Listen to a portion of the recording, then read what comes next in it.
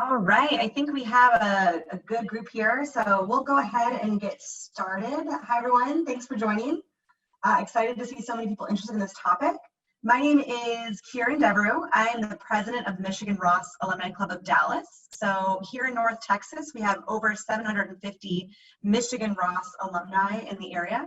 And our club does a mix of professional development events and networking events, mostly in the Dallas, Plano, Frisco, Dallas-Fort Worth area. When we are meeting in person, of course, but we have started doing some virtual events, and we're excited to see people from all across the country and potentially internationally joining us today. So if you're on the call and you are here in Dallas and you're interested in learning more about our club, please feel free to reach out to me directly or look for us out on our club's website or LinkedIn page. So again, I'm excited that you're here today to listen to Jason Edwards speak about managing positive mental health, especially relevant during this time we're all living in with so much going on.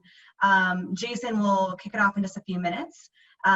He's got a great background that is going to give us a lot of knowledge on this topic because he is a doctoral candidate in the Department of Counseling Psychology at the University of Missouri. And he has this unique background of blending psychology and business. He also earned his MBA from none other than the University of Michigan's Ross School of Business. So we're excited to have an alum here with a great range of diverse experiences.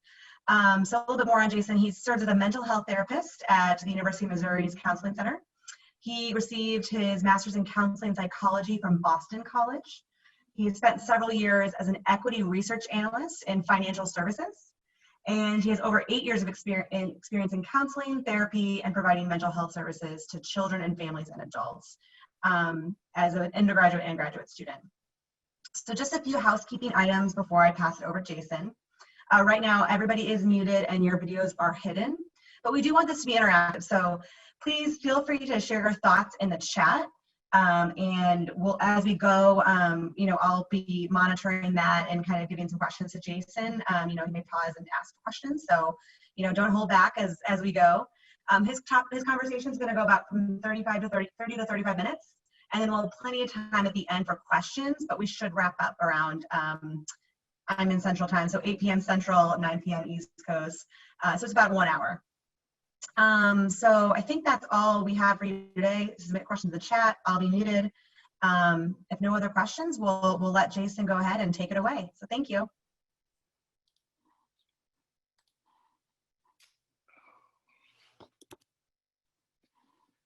Hello, everyone. Just a second, I'll get my screen shared.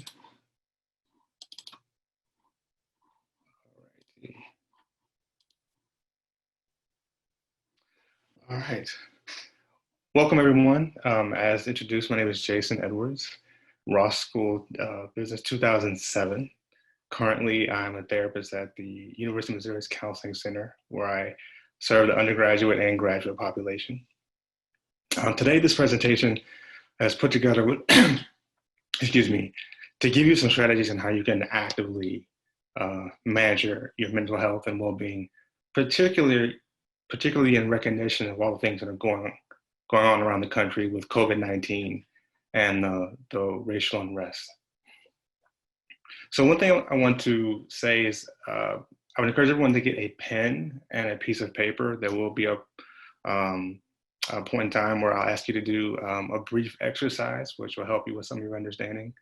And so if you can take a second and grab a pen and paper, we'll use that in a few minutes.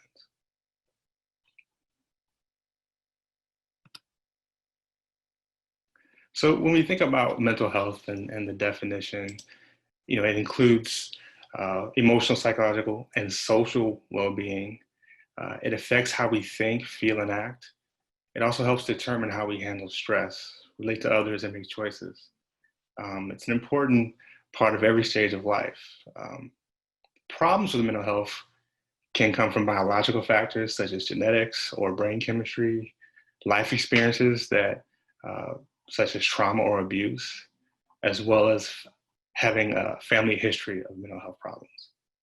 Nearly 1 in 5 Americans will have a diagnosable mental health condition in any given year, and 46% of Americans will meet the criteria for a diagnosable mental health condition sometime in their life, and half of those will develop conditions by the age of 14. So this is definitely something that affects a large percentage of the population. So when you think of well-being, it's very similar to mental health. We're looking at happiness and prosperity as well. So how is your quality of life, with a focus on how you feel? How's your life satisfaction? Do you have a sense of meaning or purpose? And do you have the ability to manage stress? So when we think of well-being, we kind of expand the definition a little bit. So one way to look at well-being is this chart here. We have the wellness wheel. And what we do is we try to look at our life and we break it down into these 7 components. And so we want to see what things are contributing to our well-being in each category. So emotional, how is your everyday mood? How is your ability to be resilient and bounce back from adversity? How do you deal with difficult emotions? In what ways do you nurture yourself emotionally? And then intellectually, what do you do to engage yourself cognitively? This could be reading, this could be being creative. It could come from work. You may be stimulated by your work, but just to be aware of how your wellness is impacted cognitively. Then physical, right? So obviously this is going to encompass exercise, but it also encompasses nutrition and diet, as well as any medical needs that we may need to take care of on a regular basis. Social, right? This is a big one. This is about relationships, both platonic as well as familial, or dating relationships. Do you have relationships that offer you emotional support and that you can contribute emotional support to in a way that works for you? When we think environmental, this is about where you live individually and maybe your neighborhood or your city. Do you feel safe? Is your place chaotic? Is there tension there? What's the energy in where you live?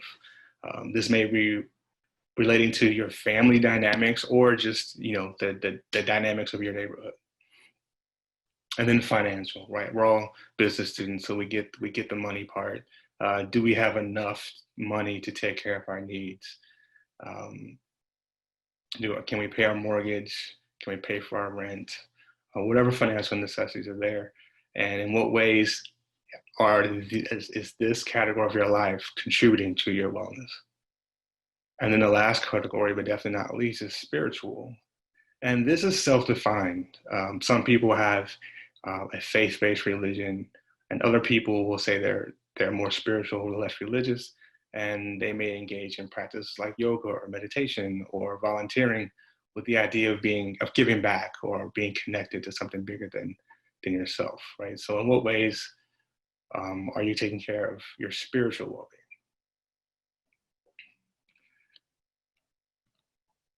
So as we switch to thinking about COVID, I remember when this first happened, I guess, when we were talking about this in March and big decisions hadn't been made yet. And then I think for my workplace, it was March 18th is when they made the decision to shut down the university. And I just had this eerie feeling it was almost like 9/11 all over again, just this shared trauma of what's going on. And so I just say all that to recognize that this has an impact on how we feel on a daily basis, even if you're not sick, even if you don't know anyone who's sick. And then when I look at this chart, this shows COVID hospitalizations by age. This was significant because as a 2007 grad, I'm sure some other 2007 grads, while I'm in my middle 40s now, I feel quite young, and I didn't see myself as someone who was necessarily in the danger zone here that would be at risk. But when I look at this chart, 40-year-olds have a 40 to 49 has a significant higher hospitalization rate, like 61% than those in the 30 to 39-year-old group. And then it's 3 times that of the 18 and 29-year-old group. Just recognizing this brought some anxiety to me, and I imagine it does to you all as well. I just want to recognize the impact that it has on your psychology. And then if we also look at this from a perspective of race, we see this is from the CDC.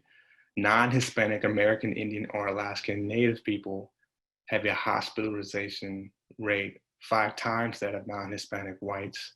You see the same rate with non-Hispanic Black people of 5 times that of non-Hispanic whites. And Hispanic or Latino people have a rate of approximately 4 times that of non-Hispanic whites. So there are definitely groups that are experiencing rates higher than others. So with this quarantine, a large percent of us are working from home. And this brings about different impacts to our lives. And so one of the biggest ones that I've personally felt and have talked to with others is social isolation. So not only do you not have your work family and the people you hang out with, eat lunch with, talk to in the halls, you can't go to happy hour. You're not able to do anything social, right? And so as someone, for me, I live alone. I only see certain people on a regular basis. So even if you do have a family, you're only seeing your family on a regular basis. This has been tough for a lot of people. And then the next one, risk of illness. We walk around with this concern that we're going to get the illness, we can die from it, or we could get the illness and then spread it to someone who's also at a higher risk of succumbing to the illness, right? And so that fear is always present.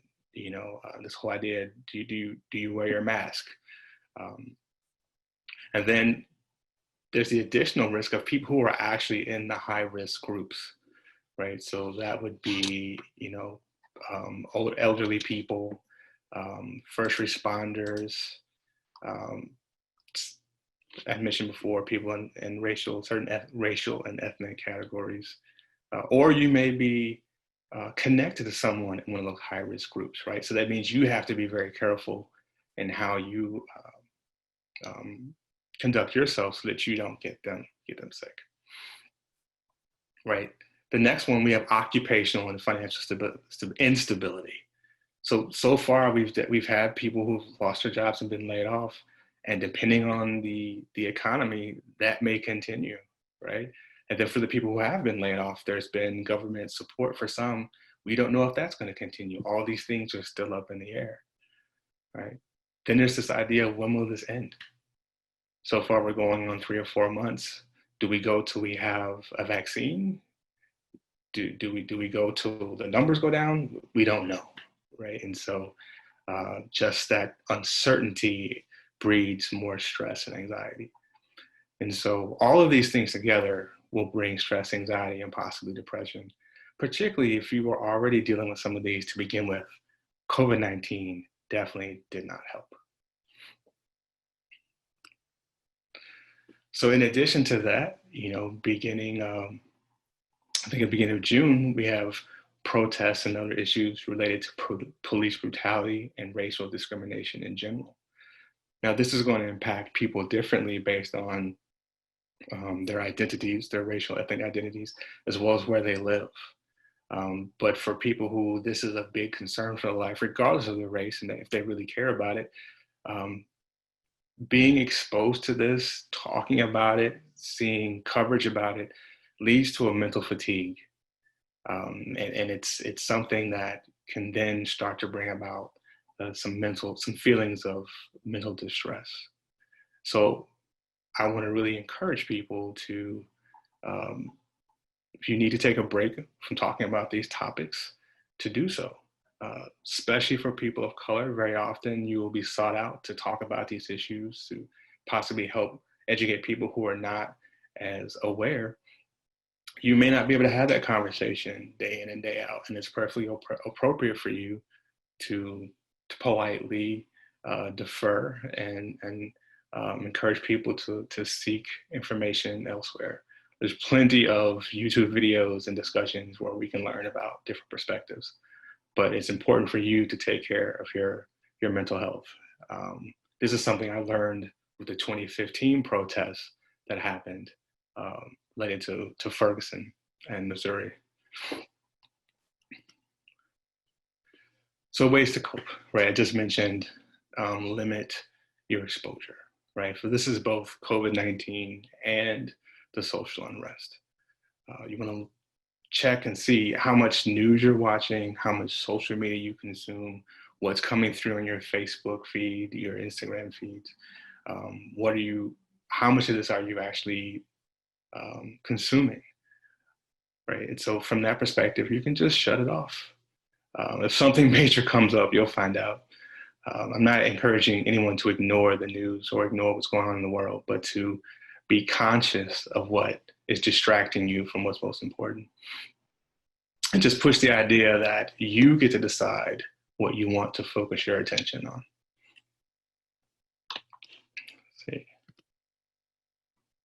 So with this quarantine, one of the big things is our routines have been interrupted.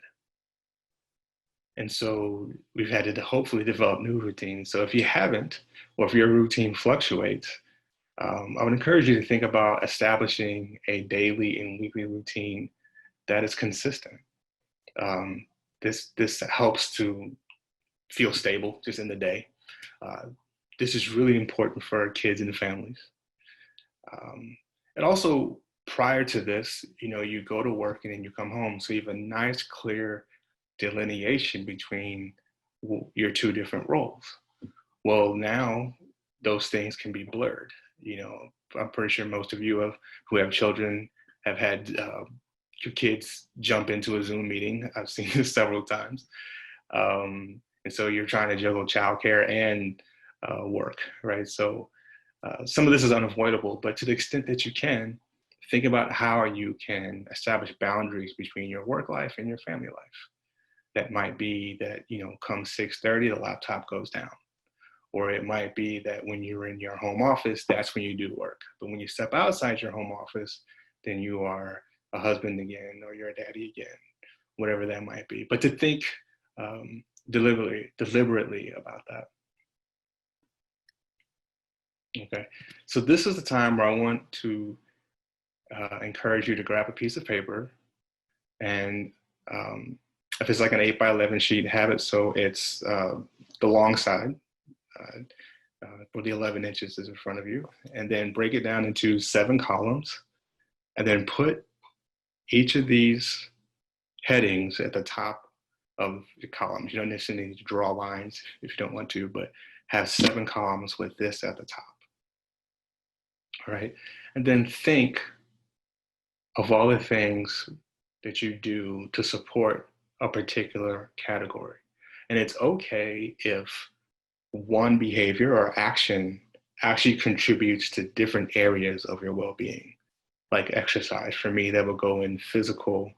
It would also go into emotional, right? So if we start off with emotional, think of what do you do in your life to nurture your emotional side, to take care of the need to express yourself, the need to be cared for or to care for others. Whatever you put is fine, right? You're going to have a tendency to think about what you don't do, and then the judgment comes. We're going to let that go for now and just think about what you do. And we'll switch to intellectual. What do you do to nurture your intellectual well-being? How are you stimulated cognitively? Are you creative? Do you write poetry? Do you read? Do you do art? Do you sing? What is it that you do that you get to really think deeply about something? Maybe you're a person who likes to have discussions. You could also be stimulated by your work, and that would be fine. What do you do physically to take care of your well-being? And this is for those who want to exercise but don't. This is where some of that judgment will come in. Let that go. It doesn't have to be this rigorous physical exercise. Do you take walks? Do you regularly walk your dog? Maybe do you play with your dog? Do you chase your kids around the house? Do you wrestle with your kids? Anything that you can think of that allows you to be physical in a positive way? Do you mindfully eat, or do you take care of your diet? Is your nutrition something that you focus on? Now, if we move to the social sphere, what do you do there to maintain and nurture relationships, right? Starting with your partner, if you have one, your children, your parents, your friends. What do you do socially? How do you connect with them? And then environmental. How do you um, create a space that allows you to feel good, feel positive? And then financial, right? What are you actively, obviously you're going to work. Are there any things that you're doing in addition to that? Are you saving for something? Are you investing something? Have you started a side business? Or are you all hustlers and have, second and third jobs, right? What are you doing to contribute to your financial wellness? Once again, don't worry about what you're not doing. Just what are you doing? And then spiritual. What are you doing to connect to something bigger than yourself? Or however you define spirituality. It could be yoga, it could be meditation, it could be taking walks in the park. It definitely could be traditional faith-based religions, going to church, mosque, synagogue.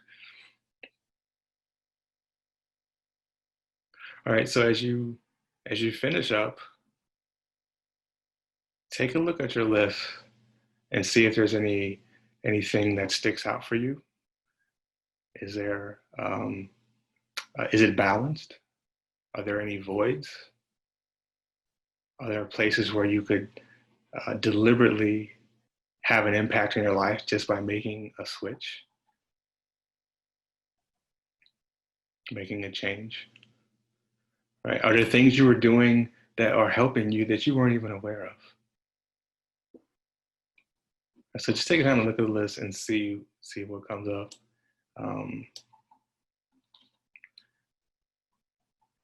I did the same thing, and here's an example of some of the things that I've focused on. Now, if I were to do this in the group or give you the full list, each item would have multiple things. I just highlighted some of the most important things to me. But emotional, I try to focus on gratitude on a regular basis.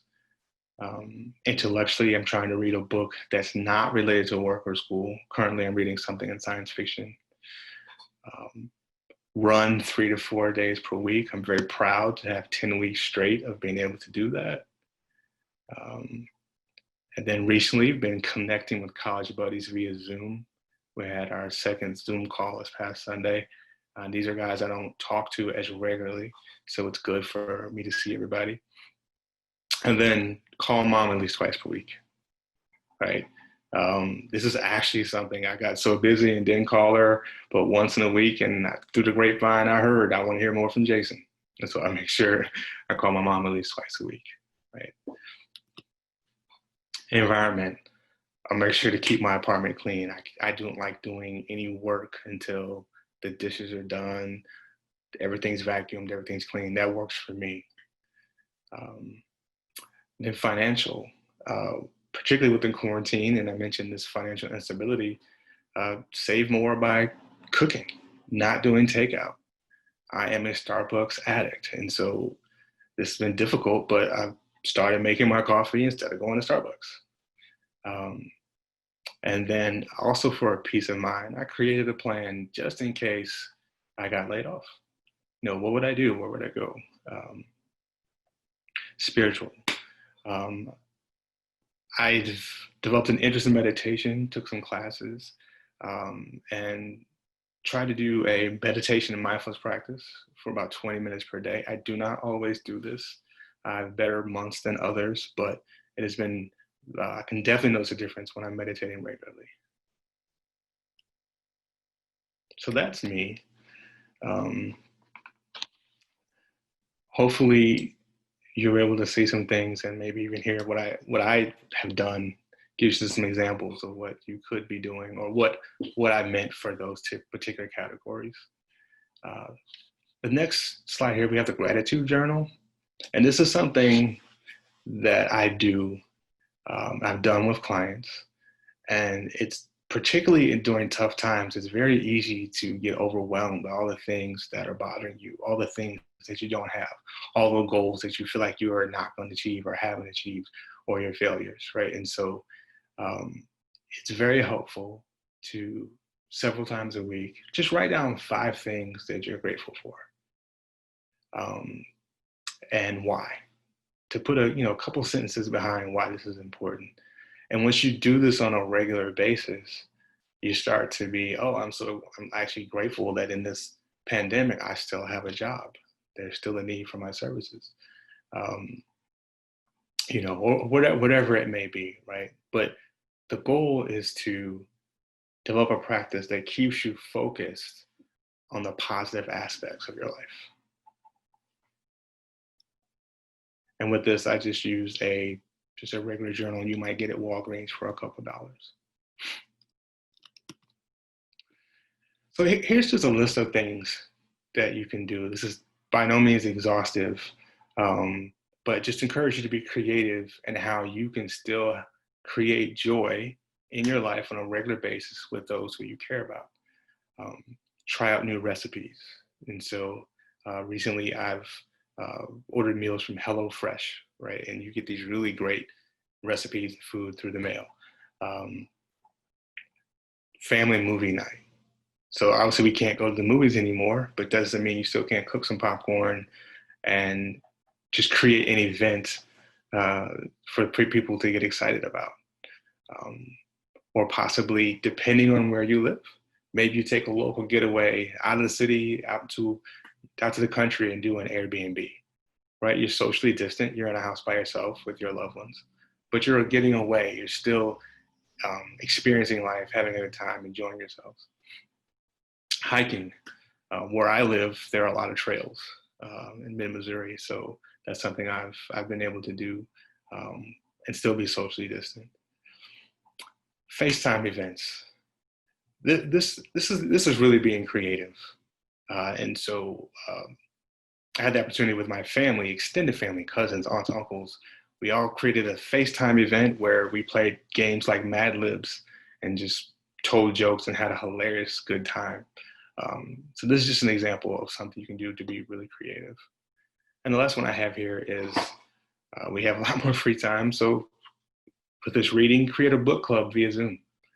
Get some people who have shared interests in a different topic and regularly get together and discuss the book.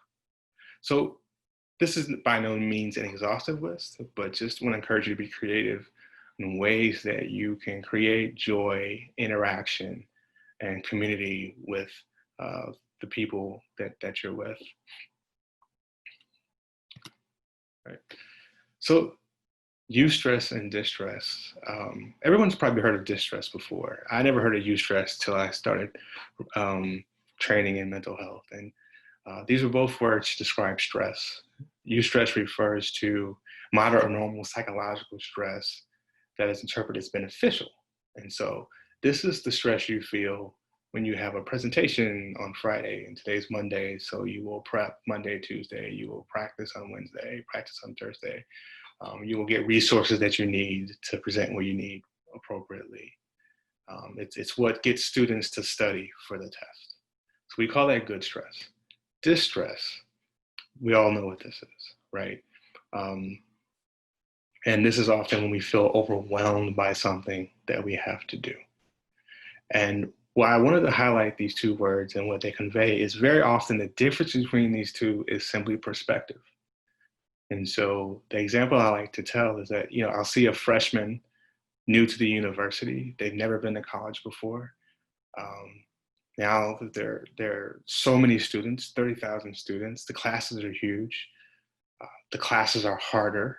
They've never been away from home, and they feel distress because their perception is they can't handle all that's in front of them, even though they understand that this is what everyone goes through, right? Then I'll see that same person the next year as a sophomore, and now they're good. Their classes are actually harder. They understand how the system works. And so when they look at their plate, they actually have more on their plate, but their perception on their ability to manage that is higher. So just through practice and time, they've gone from distress to eustress. And through the exercise of looking at your life from a perspective of the categories of well-being, my intention is that you can see in different areas where you may feel distress, how intentionally making some shifts and engaging in certain behaviors, you can switch that to eustress, right? Because you understand how you can now manage all the things that are going on for you. I know personally for me, running was a big thing to get back into feeling the feeling of being in shape. So that's going to be different for everyone. Okay. So this is really just highlighting the whole idea of perspective and stressors. This obviously is not just related to COVID, it's pretty much related to anything that causes you a little bit of concern of, can I handle this? Let's see. So after looking at all these things, you may still have some thoughts. So like, wait, can I handle everything? I'm feeling a little symptoms of mental distress. And so here are some of the general symptoms that are signs that may indicate that you might have some mental health concerns. Uncontrollable worry thoughts, difficulty concentrating, changes in sleeping or eating patterns, irritability, low mood, or increased sadness, the inability to experience pleasure, that's a big one, and then increased substance use. I've had a lot of reports of increased particular alcohol consumption in the era of Corona. So I see we just had a question. Do we want to pause and take a look at that? There's a question on that, on the eustress and de-stress topic. Sure. So the question is, so when given an opportunity that is challenging, this person tends to make judgment, if that's going to be, a eustress or a de-stress, before taking or declining it. So any tips on how to make a sound judgment on, a challenging task or something that is identified as a stressor, whether or not it's eustress or de-stress? I think I understood that correctly. Let me read it one more time. So when given an opportunity that is challenging, this person tends to make judgment if it's going to be a eustress or de-stress before taking or declining it. Any tips on how to make that a sound judgment? Well, this is going to be scenario based, right? So meaning you could, because we don't know the context of this particular challenge. If it's something at work your boss is asking you to do that you've never done before, you may feel distress, but you don't have any option to say no. And so this is where, in that context, developing a deeper understanding of what you're concerned about and can then switch it to eustress, meaning that it's just another presentation or it's just another type of analysis. And once I get some help, I can understand it. So as far as making a sound judgment when you have the choice not to do something, I would say is this something that do you want to grow from, right? Because a lot of things that distress us outside of psychopathology, depression or anxiety, we can actually grow from, right? And so do you have the space in your life to be distressed in this way? Is this something you want to grow from? Do you want to take on this challenge? Or if you decide, no, I don't want this, that is perfectly okay. One way to really help switch something from a distress perception to a eustress perception, is to recognize that everything is skills. It's either information you haven't mastered yet. It's a skill set like public speaking you just haven't mastered yet. So with practice, it will come. If it's statistics, you do more statistical problems and then you understand it. Even with relationships, right? None of us go to marriage school or dating school, yet we figure it out, right? Because as we do it, right? So all these things are just skills. So if you can look at what you're doing and break it down into skills that you will acquire, then you will. It can remove some of the stress feelings. All right. So I put some additional symptoms here because I know a lot of you all have children. The first group of symptoms I mentioned will also apply to children, but then with children, they have different levels of expression. And so you're going to see things like excessive crying or irritation, particularly in younger children, returning to behaviors that they've outgrown, like bedwetting or having toilet accidents, unhealthy eating or sleeping habits, irritability and acting out behaviors in teens. And I think with that, I should also say more than they normally do, because teens do that a lot anyway. Poor school performance or avoiding school, and the use of alcohol, tobacco, and other drugs. These are all symptoms that your child may be not dealing with mental health in the best ways.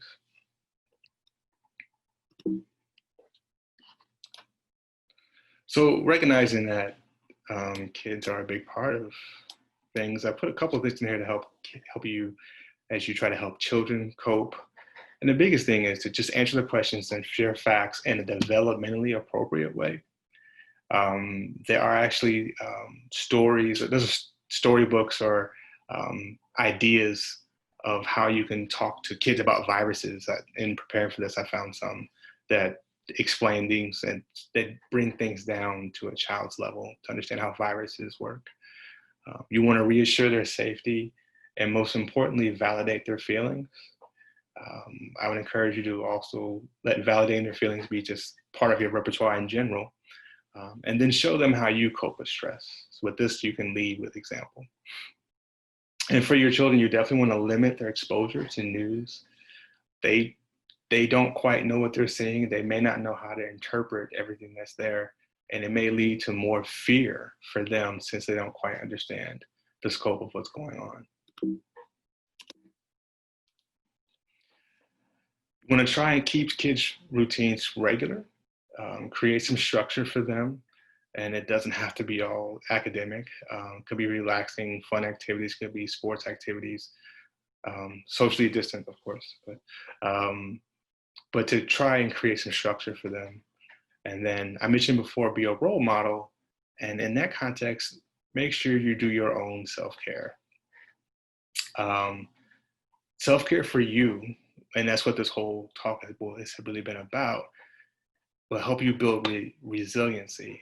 And this is definitely important with dealing with kids, right? This will give you more patience, particularly when they're not having any patience. Right? So the more you can recharge your batteries, the better off everybody will be. And then the last one, spending time with your children in meaningful activities. But these are things, something like that is hopefully you were doing prior to COVID. And so as a resource for parents, I went on to the American Psychological Association website just to see what they have. And they have some really cool webinars, which are free. These are some the titles they have listed that deal with COVID in children, as well as anxiety. And they're about 40 to 50 minutes long. I watched one, it was pretty informative. And so if this is something you're interested in, I would encourage you to check that out. And so therapy in the era of COVID, things are definitely different. So I'm someone who generally sees clients face-to-face in office, or I'll run group therapy in a room that's big enough for 8 to 10 people. But once this hit, we are now doing everything via Zoom. And so there was hesitance to do this, wondering how could this be, such a personal relationship. But actually, it's been fine. It's not as good as in person, but it's not nearly as bad as we thought it would be. And I think the nature of having these face-to-face connections, it still brings about a sense of intimacy and privacy. So they've been fine. I would encourage you not to let that be a deterrent. And if you are looking for a counselor, one of the best places to go is the Psychology Today website. There, you can put in your address, your zip code, and search for a therapist in your area. And then you can then search for insurance, race or gender, or ethnicity, or sexuality, if you want to have a therapist from one of those particular identities. And it will also list therapists by their specialty. So if they work on anxiety or depression, or they work with teenagers or children. So that's a good place to go for you to screen and find someone you think would work. And you can always check with your insurance provider. They'll have a list of people who they will reimburse for services. So as we come towards the end, I just wanted to really push the idea that your mental health is shaped around you, and you have the ability to take control of that by changing certain things in your life, particularly in those categories mentioned. If you notice you're not connecting with your friends, and set up a Zoom meeting, send out an Evite and see who comes, and everyone have a beer at the same time while talking to each other, right? You can craft this for yourself. That is one of the biggest challenges that when I meet with clients, that they don't understand how much of this is actually in their control. Recognizing things do happen outside our control, but there are a lot of things that we can't control. And so with that, I'll take any questions or any comments that people may have.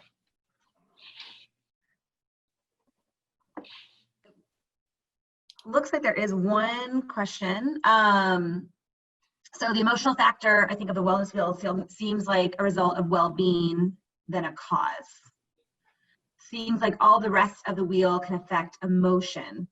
So what is the single most effective way to improve emotional state?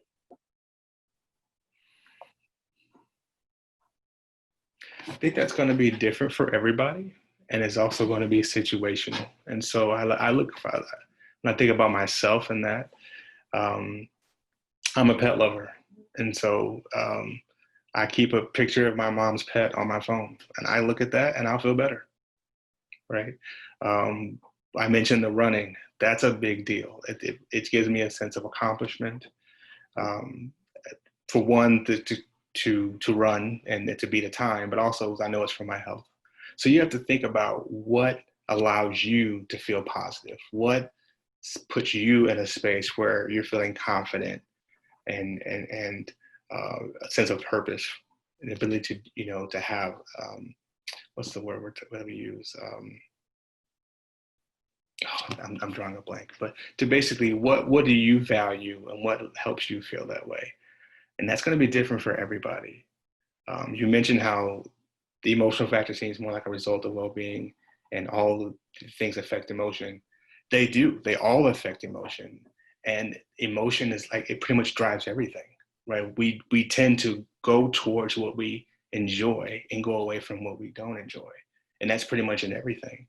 And so you're right. But I would encourage you to think about what allows you to be in a positive emotional state, right? Great question. That's a great question. Looks like we've got a very engaged chat, so this is great. The next question, I think, is probably on the minds of a lot of people. So how do we deal with uncertainty? I think I've heard so many times, this is unprecedented. We didn't know we were going to be in this situation. One example this person says is, I can't see a loved one and, haven't been able to do so. So if you're thinking about your parents or grandparents that are at high risk for COVID, you can't see them. So how do you deal with that uncertainty and potentially fear of, your loved ones? I think this is one of those situations where, we just can't always change our perspective, right? It just hurts. It's just bad. We just feel longing. We miss people. I think one of the things this particular sentiment is probably everybody on this call can identify with. My major family is not in Missouri, so I can't see them, right? So we're all kind of going through this. So I think maybe expressing that feeling with other people, having a place where you can share that, those distressful feelings of being not connected physically with people can be helpful. But there's a level of acceptance that this is just kind of how it is. And I wish I could say that in a way that felt positive. But I think that's just part of it. Mm-hmm. This next question is kind of on the society and a nation now probably going through so much altogether. So this person asks, I can only imagine how our society and healthcare system will cope with the overwhelming psychological toll on frontline workers that's going to flood the system after all this is over. We already have a shortage of mental health workers. Maybe you could speak to that too, as someone who's close to training. And we don't have enough to cover Middle East conflict, veterans' needs, substance abuse, even before COVID struck. So there's a lot going on. I think this might be a two-part question. How will we cope as a nation Similarly, we don't have enough ICU beds to fill the need of COVID. So how do we, as a nation, cope with everybody who will need psychological help over the coming years? That is a big question. I do know that there is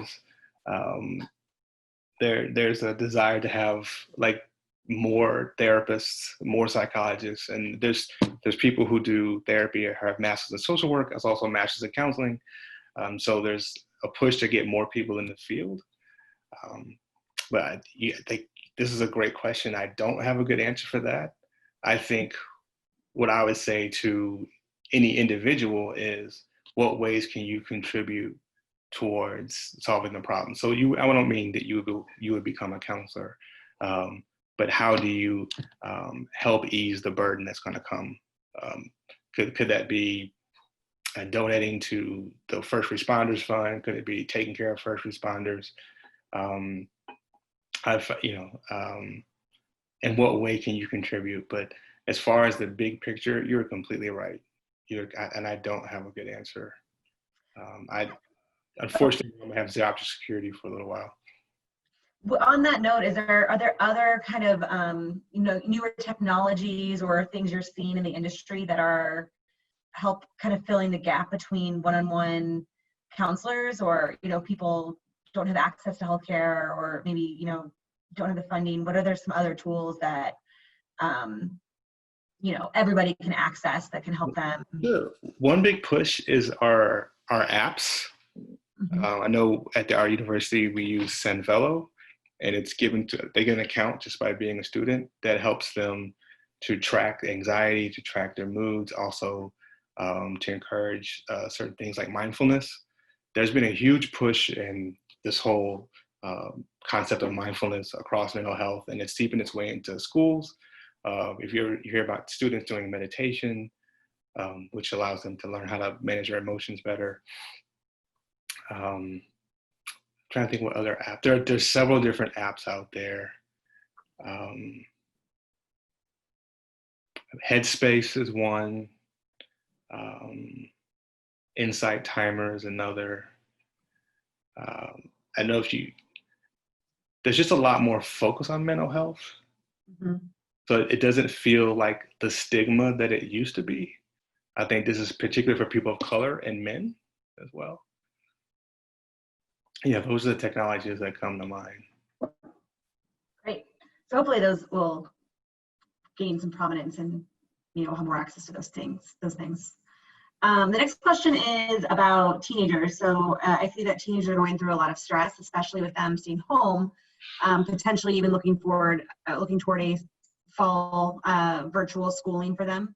In addition, there may be stress that would have more stress than they've experienced in a long time. So what can parents do for teenagers? I think you mentioned a lot about children in particular, maybe some of this applies to teenagers, but what do you think specifically about teens, maybe those who are missing out on high school events or college events? Any tips there?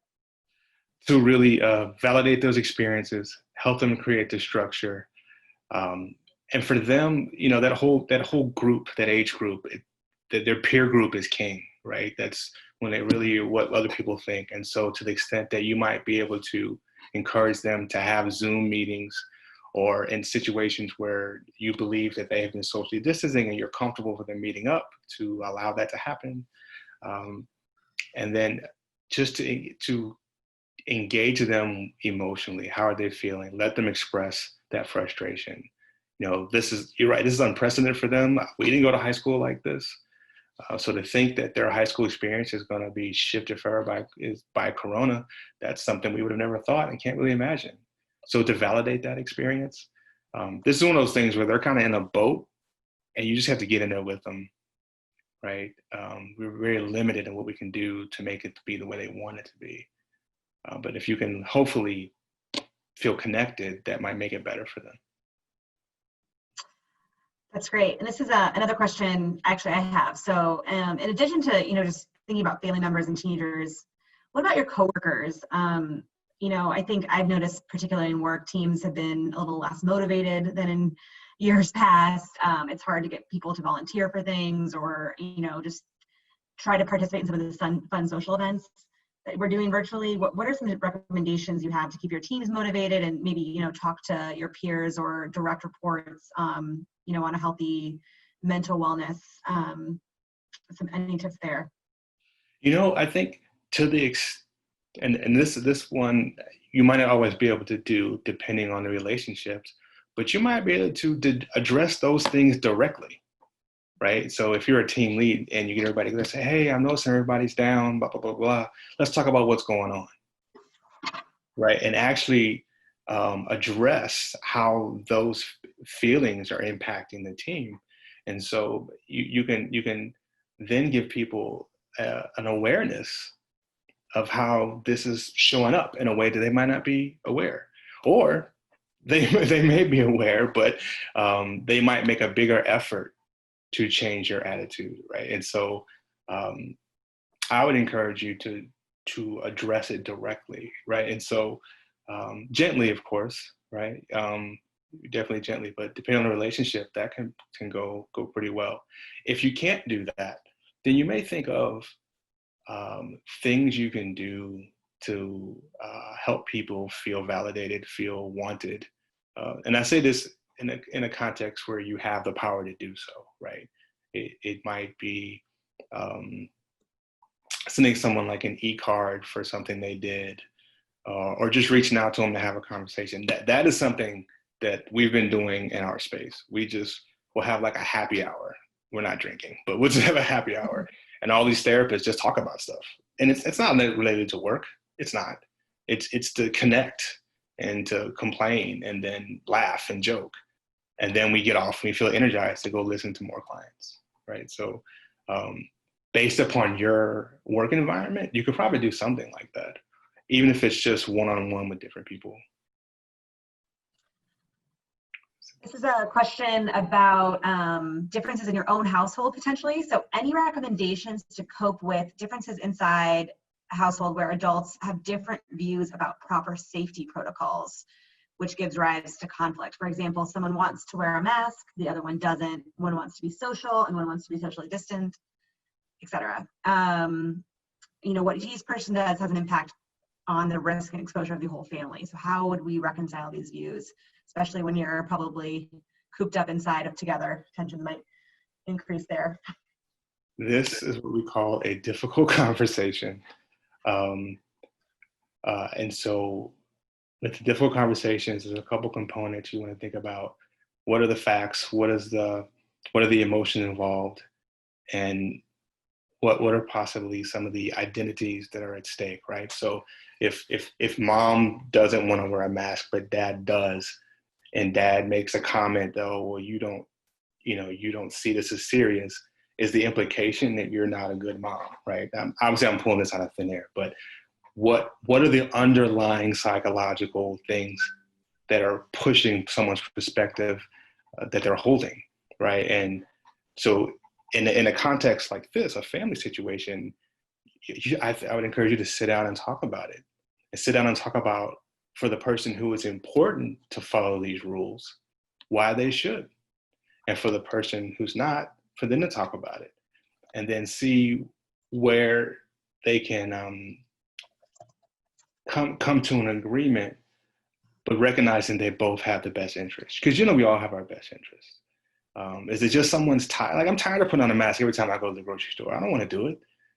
But then I think about someone's grandparent who would be there that I may infect, right? Okay, no, I want to take care of the community, right? So to really engage in that conversation and see where the real resistance is. It might not be what we think. It might not be what we think. It could be a negotiation. But there definitely needs to be it doesn't have to be a difficult conversation, but it sounds like a difficult conversation. That's great. So there's a couple other questions left. I know we're close to time, so we can either have one or two more, depending on how long you think these questions will go. I guess. So first one is, what are the positive and negative effects of religion on spiritual well-being? Does philosophical thinking do the job of religion, more or less? Wow, that is a very good, deep question.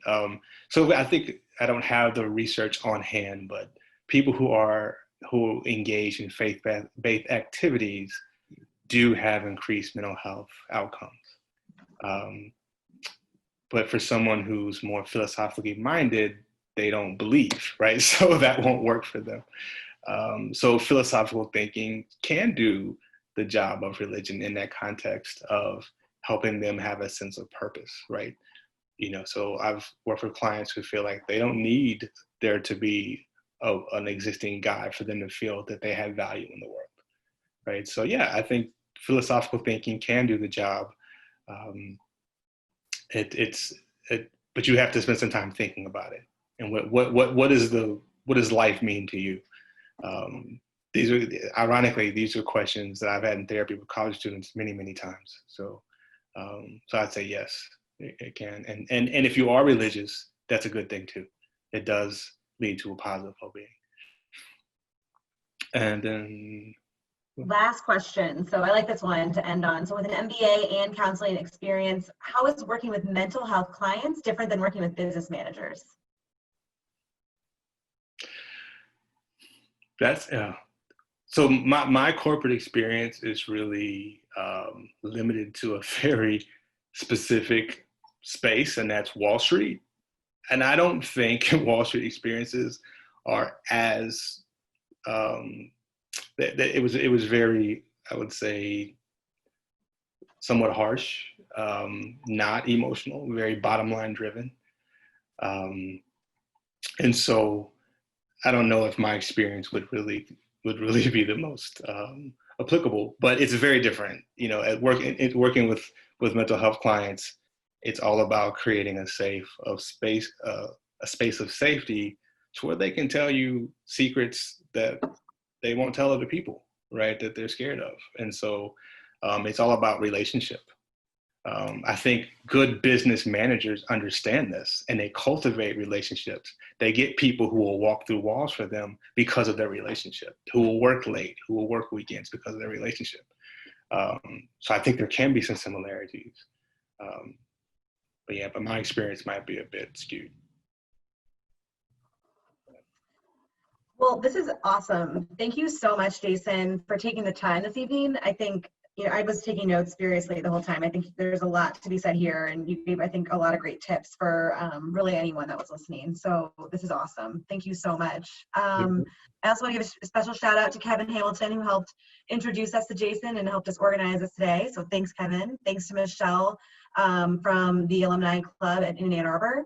We are recording this, so it'll be available to anyone who attended and who registered. If there are no other questions, we can sign off there, but this is really wonderful. I think, great job for everyone taking some time to learn about their own mental health and their own well-being, and I think we've all benefited, so thank you. You're welcome. You're welcome. Let's see. So people are still asking questions, and I'm fine to sit here and answer. Is there anything? Sure, yeah. Okay. This is cut off or anything if you want to keep going, so no problem. But people may have to jump off. Sure. Okay. Someone asked about a book. Could you be more specific in what you want the book to talk about? Do you mean like well-being? Do you mean mental health? Do you mean trauma? So when you say a good book to read on this topic, specifically, what topic do you mean? Yeah, hi, this is Anil. Yeah, I'm actually wanting to know more about just the overall mental health and psychology, just a basic understanding of these areas. I do not have a book on that. But what I will get your email address and I will find something, because all the things that I do are very specific, meaning a book on mindfulness, a book which comes out of Buddhism. So I read a lot about Buddhism. I have books on different psychological theories, right? So just overall mental health. When you say that, do you mean like mental health disorders like anxiety or depression, how to get rid of them, or? Well, I mean, actually, starting with overall, psychological theories, I think would be a good thing because I'm, not really familiar with this area, other than what you just read in, newspapers, etc. But if you want to get into more depth on a certain topic, like psychology, then that would be a good. What would be a good book for that? Okay. I meet with a bunch of therapists to talk about stuff twice a week. So I'm going to put that question to them. And if there's a way that you can get him my email address or get me his email address, then I will reach out to you with that. Because most of the books I have are for people in the field. And so not that you couldn't understand it, but it might be way too specific. So I will get back to you on that. Okay, thank you. Thank you. You're welcome. And then for someone who is an analyst on Wall Street, what advice would you give for them prioritizing mental health?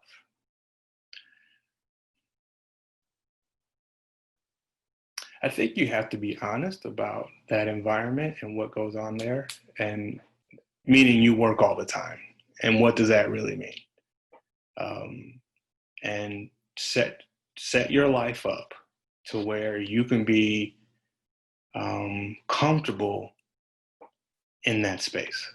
So what that means is when I was working on those in that space, working 90 hours a week, when my partner came to visit me on the weekend, we had a discussion about that I was going to be working on Saturday and Sunday and what we could do Saturday and Friday night so that I could keep my job, right? So I think you kind of have to be honest about the requirements and then build your life up around there so that you don't, a lot of our mental health challenges are from unmet expectations, right?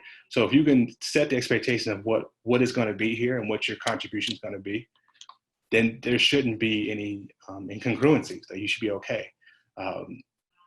And another thing I would encourage, I had a therapist when I was on Wall Street. There's certain things you can't bring to your boss. So I brought that to my therapist to cuss and scream and be angry about how my period wasn't in the right part of the diagram or the chart was off by one, whatever, and he blew up at me. I would encourage you to get a therapist if you're feeling a little like you want a space to vent and talk about some of these things. That was very helpful for me. And why it was helpful? Because it let me know that I wasn't crazy.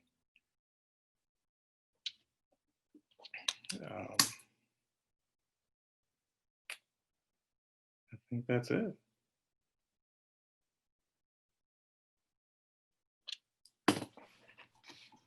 Well, again, this was awesome. So thank you. If there are no questions, we could close here.